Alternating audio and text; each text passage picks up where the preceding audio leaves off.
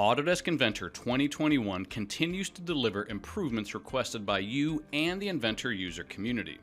Through the Inventor Ideas and the Inventor Beta program, you provide your feedback to help improve Inventor, and we've listened.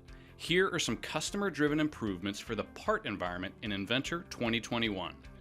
Window selection has been added, providing support for selecting multiple bodies or multiple faces.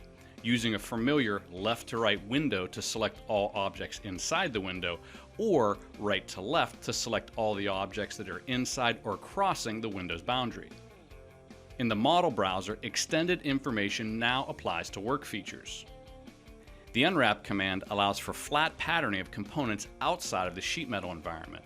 Improved in 2021, the unwrap command now allows for multiple planar holes to be held rigid and has a new option for aligning the unwrapped surface.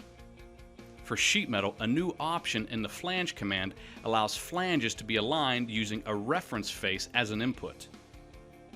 To help you create a full 3D model-based definition, support has been added to 3D annotations to allow the referencing of custom eye properties into leader notes and general annotation.